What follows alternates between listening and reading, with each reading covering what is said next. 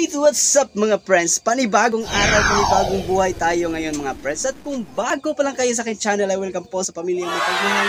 At kung paano magiging part sa pamilyang ito, isubscribe nyo na yan. Ganun lang kadali.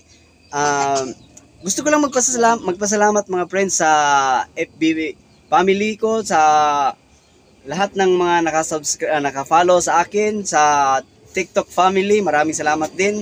Dahil palaki ang ating pamilya mapagmahal. At sa mga YouTube channel ko, welcome sa YouTube channel ko mga friends ngayon. So ngayon mga friends, yung video natin ngayon mga friends, bali nagki-craving kasi kami ng mga friends, yung sa jackfruit sa Ingles. Kaso ito sa sa Tagalog naman ay langka.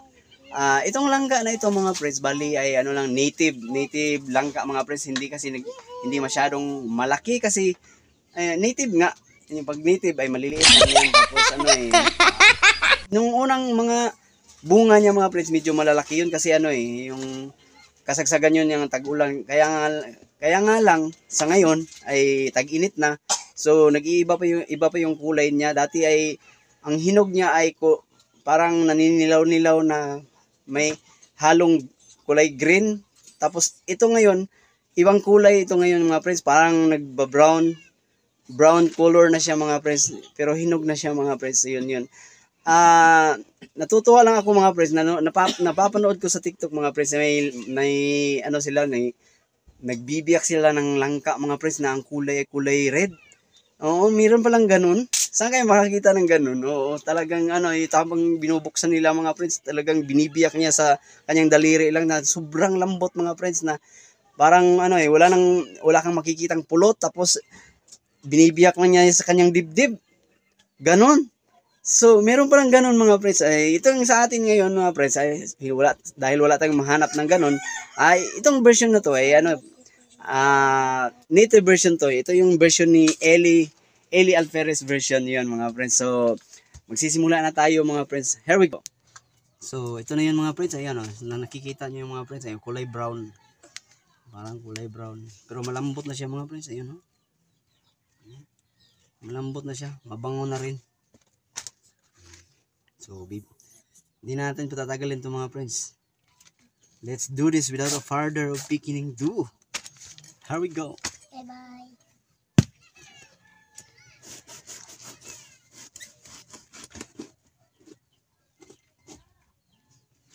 Sana malaman. Laman yan.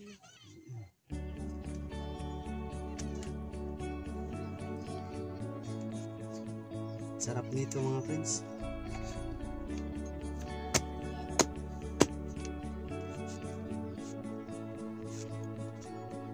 Hindi lang ito pang dessert, pang ulam na rin. Dahil wala kaming ulamin sa ngayon mga friends. Mahirap lang kami mga friends. Naranasan namin mag-ulam ng ako lang pala. Naranasan ko mag-ulam ng tuyo tsaka patis o kaya suka na nilalagyan ng asin. Pero mas mainam pa to mga friends na ulamin mga friends kaysa tuyo mga friends. Sarap kaya nitong ulamin mga friends kasi mabubusog ka kagad. Yun, tingnan nyo mga friends. Yun, sarap yan. Kaso lang yung laman yung mga friends, hindi ganun kasiksik.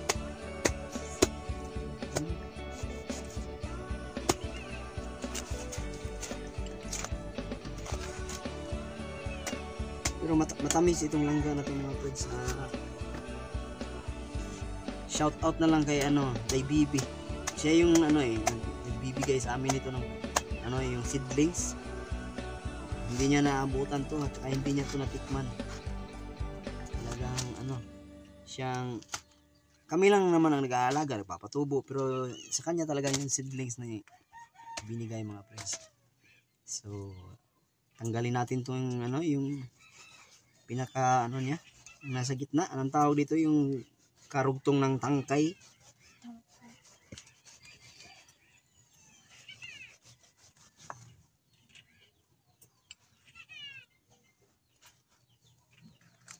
Kinuha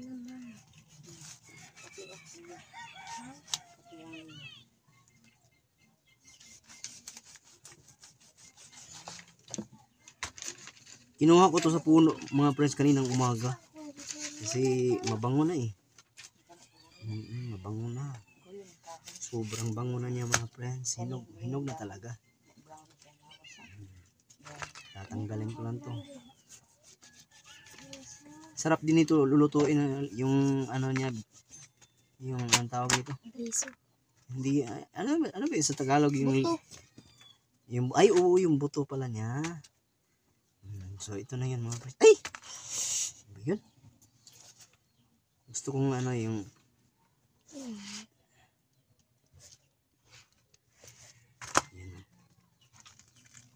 yan. Bisita ko ng puti lang para picture ko. Yan guys. Yan pa. So there we go. Tatanggalin na natin mga friends. Isa-isa yung ano niya. Napakasarap nito mga friends. Matikman nga.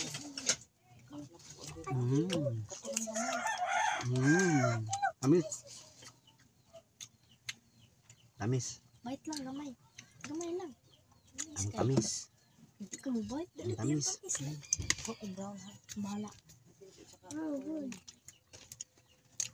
Tamis talaga mga friends.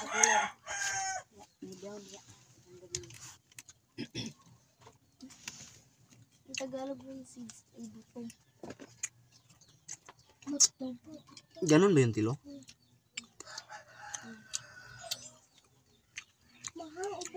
Siguro absent ako nung tinuro yan.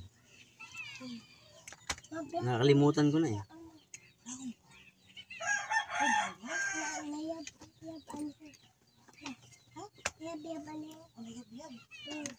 Sa mga hindi nakakaalam mga friends, ako naman ay nakapagtrabaho sa Maynila mga friends, diyan sa Manggahan, Pasig. Halos mag-aapat na taon ako diyan.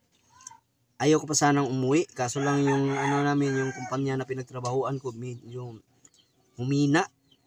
Kasi furniture 'yon. Sa mga ganong taon mga friends, talagang yung bumabagsak yung ekonomiya ng Pilipinas, lalo na sa furniture industry. So yun, kaya pa naman kaming buhayin ng amo namin mga friends.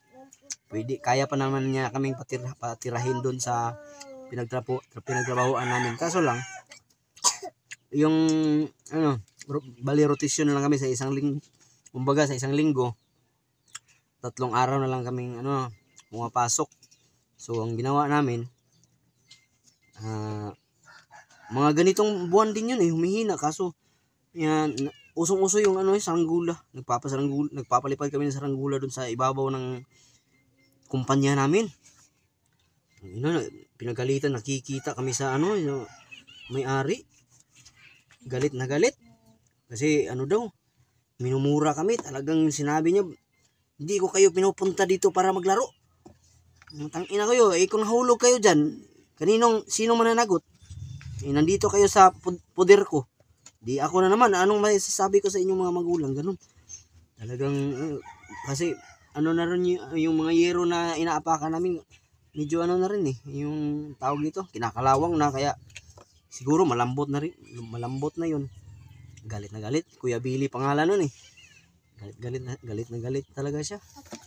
So, bumaba kami mga friends, talagang, doon mini-meeting kami lahat ng taga Cebu sa sobrang galit niya. O sinong gustong umuwi para mabawasan yung dito. Talagang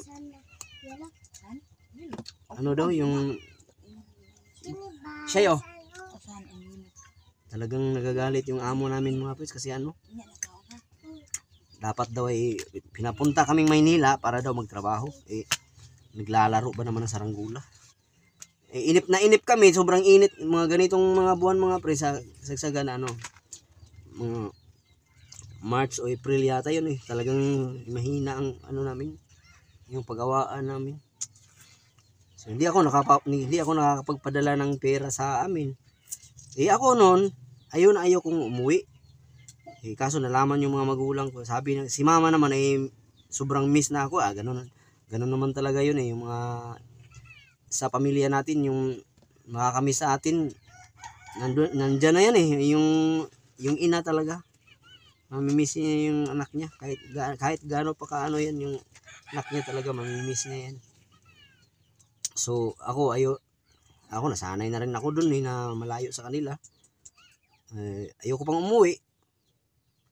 Sabi ng tumawag sa akin, ang hirap pa dun. Sila ang tumatawag, ako ang nagbabayad.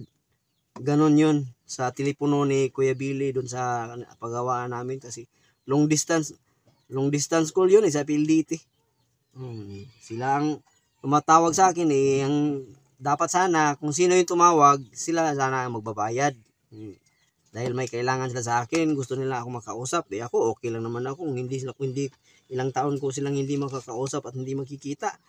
Ganun ako kasama. Ay, joke lang pala. Bali, hindi, sa pamilya kasi namin mga friends, hindi ganun ka, yung banding namin mga friends, hindi ganun ka, kasi, mahirap lang kami, kailangan namin, hindi sa lahat ng panahon na kailangan naming magsama, kasi, kailangan naming maghahanap buhay para sa amin.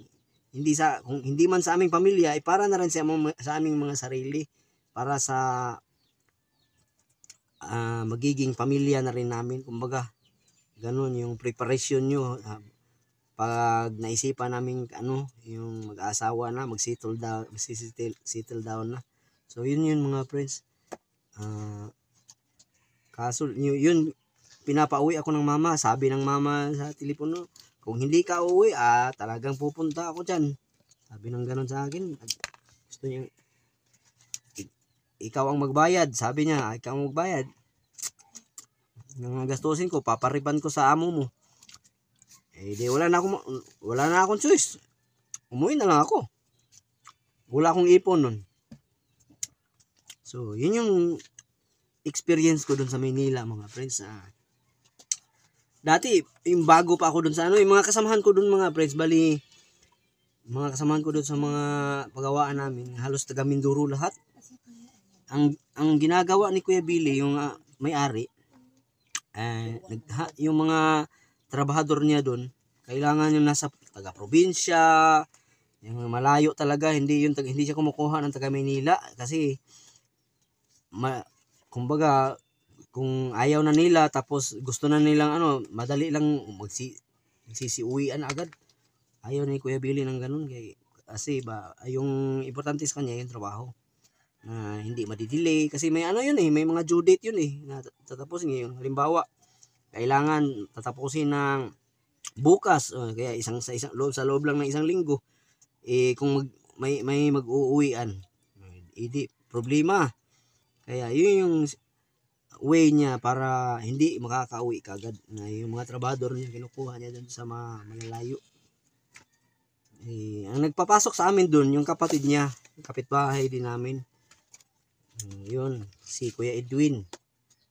Yun ko, hindi ko na nakita yun. Hindi na rin kasi ako nakakauwi ng Compostela, mga friends. Hindi ko na nga nadadalaw yung mga kapatid ko, mga friends. Dahil sa hirap, wala akong masyadong pinagkukunan, mga friends. Yung kinikita ko, kulang pa nga sa amin ay yung mag-travel pa kaya. Kaya ko namang pumunta doon, kaso lang, di ako makakapaghanap buhay, walang kakainin yung pamilya ko. So, minabuti ko na lang na dumito muna. Magsasamahan kami dito sa hirap at sa ginhawa, mga friends. Ganun lang yun. Sana malay natin balang araw makakaangat na rin tayo. Yun mga friends. Sarap, mga friends. Yan.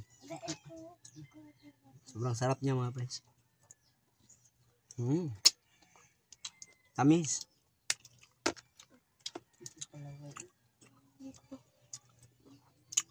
Sa Manggahan, Pasig.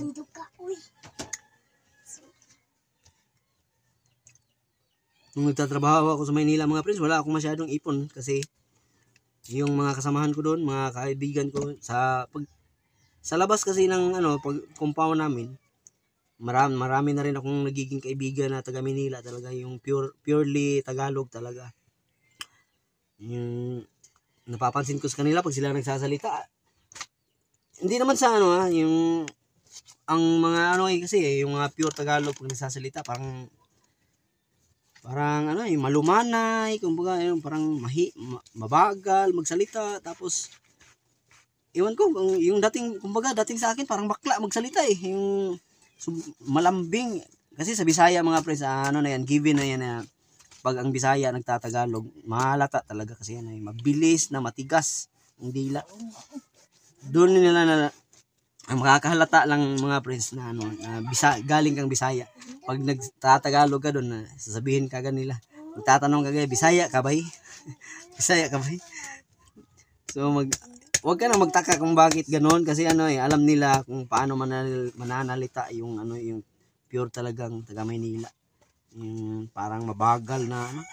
Yung nakikita nyo sa TV, normal na yun. Kaso yung taga Maynila talaga pag nandun ka, yung mga pananalita nila yung magmura lang pero expression na lang nila yun, yung putang ina sabihin nila tang ina neto ganun, parang walang ano walang kabuhay-buhay. Yung maririnig mo madalas naririnig ko madalas yan, tang ina neto ganun,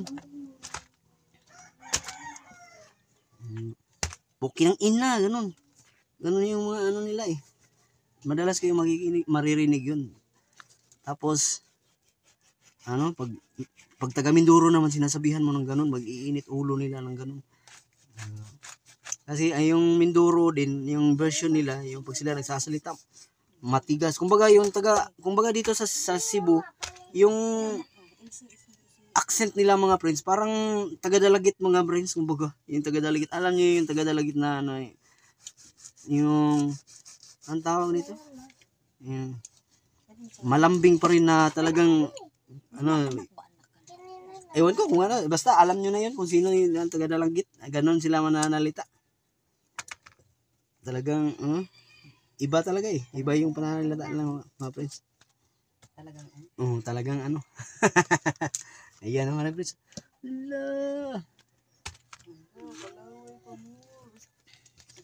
Sarap yan. Ako mga friends, aminado naman ako na hindi ako magaling mag-Tagalog. Konti lang. Ganon mga friends, konti lang. Kaya intindihin nyo na lang kung ganon ako magsalita. Parang si Manny Pacquiao. Shout out nga pala kay Senator Manny Pacquiao. Kakapanood ko lang ng vlog niya kagabi. Ay, ibang vlog pala yun. Tapos, yung na emotional daw yung si Manny nung bumalik siya dun sa yung dati niyang tinitirhan. Kubo palang tinitirhan, no? Aminado naman si Senator Manny dun. Yung Bisaya yung pagkasabi niya yung bubong nila ay gawa sa yung salirap.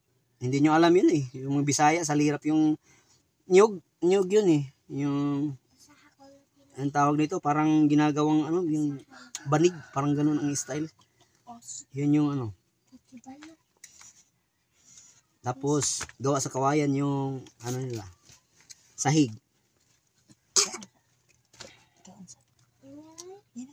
Hirap pag matanda na mga friends. Yung balakang ko dito, tapos dito pag nakaganito ako mga friends ng matagal, masakit sa tuhod, na masakit sa likod. Oo. Aminado naman ako doon. Tumatanda lang. Yung kalabaw nga, tumatanda lang. Pero ako tumatanda rin, kaso lang hindi nila aminin. Hindi nila maamin na matanda na sila.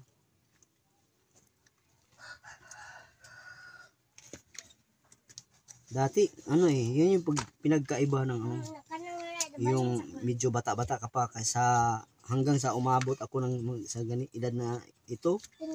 40s na rin ako mga friends, 44. So, marami na rin akong nararamdaman na sakit mga friends na hindi ko nararamdaman nung ako'y bata pa. Nung ako'y bata pa. Iniwan ako ng aking ama.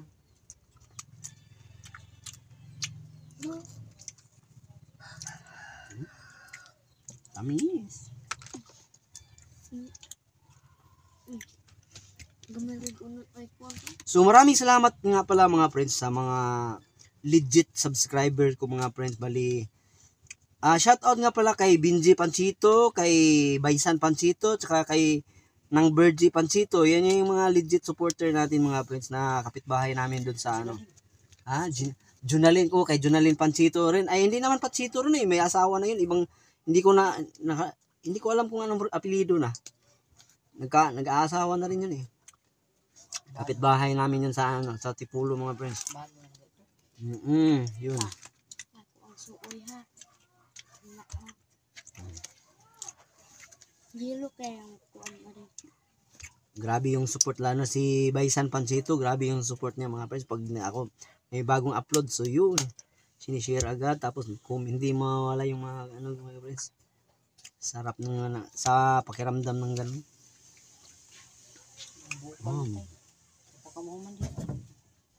Ano yun? Ay kalapit na. Sakit na talaga ng balakang ko mga friends. Kasi, Martin, ba't ano kami? Hindi na.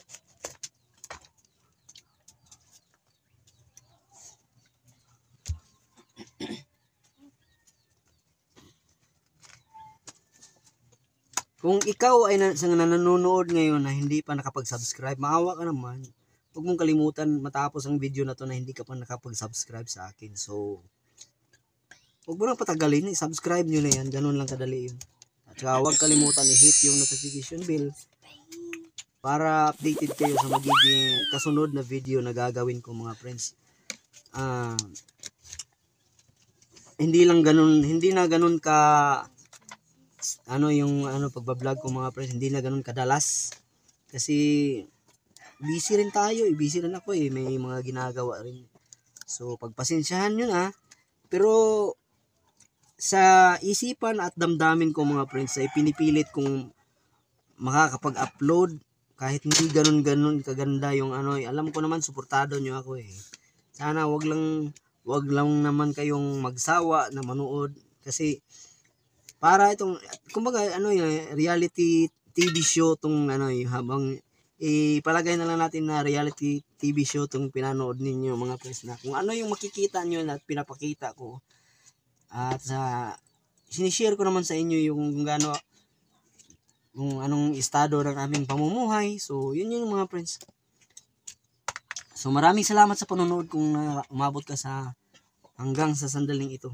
Hanggang sa muli mga friends, maraming salamat sa panonood. Bye! Bye! Bye. See ya.